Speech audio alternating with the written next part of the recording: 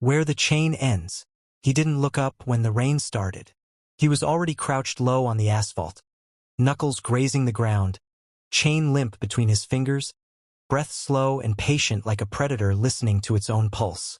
Neon light poured over him in fractured reflections, shattered red bouncing from puddles, from the gloss of black leather wrapped tight around his legs, from the wet hood of the car idling behind him, engine humming like something animal.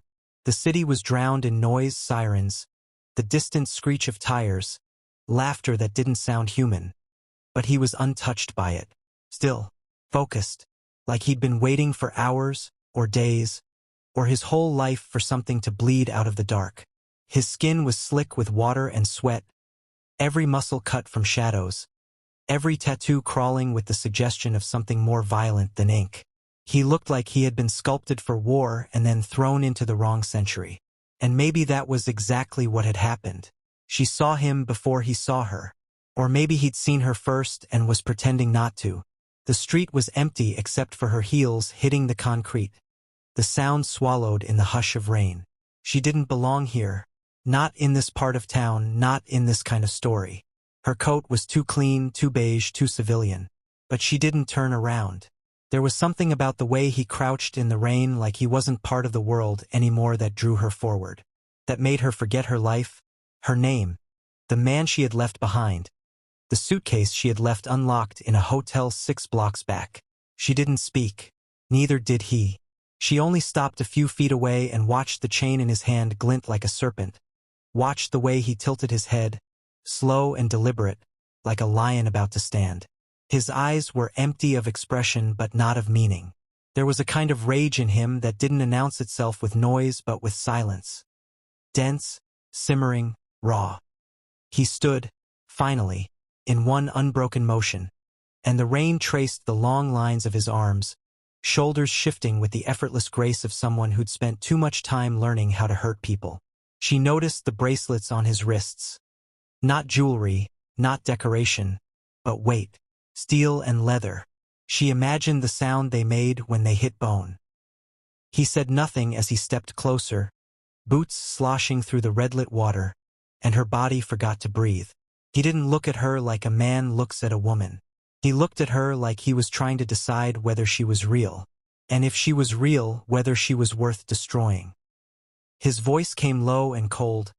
"You shouldn't be here." It wasn't a warning. It was a verdict. But she didn't step back. Maybe she should have. Maybe she would have, if the last 2 years of her life hadn't already been a slow erosion of fear, of guilt, of giving herself to people who spoke gently and hurt her anyway. Something about him, in his violent stillness, made her feel more alive than anything clean had ever done. "I know," she said. Her voice barely made it past the rain. He stared at her a second longer, then turned away and walked to the edge of the alley, chain dragging from his fingers, shoulders hunched in exhaustion or disgust. She should have walked away, but she followed him. She didn't ask what he was waiting for. She didn't ask what he was planning. She only said, "Do you want me to leave?" and watched the rain drip from his jaw as he answered, "No." She didn't see the car until they were inside it. The windows fogged from the heat of their breath, the storm clattering against the glass like 1,000 tiny fists. He drove without looking at her. Fast, reckless, quiet. The city blurred past in bleeding streaks of color. She didn't ask where they were going. Some people are meant to be followed. He was one of them.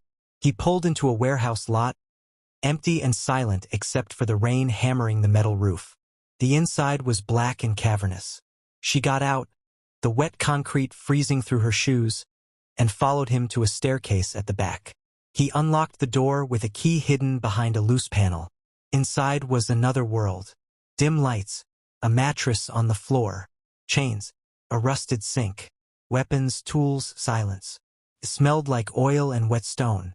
He said nothing, just stripped off the soaked leather and dropped it on the ground like skin. He didn't tell her to stay.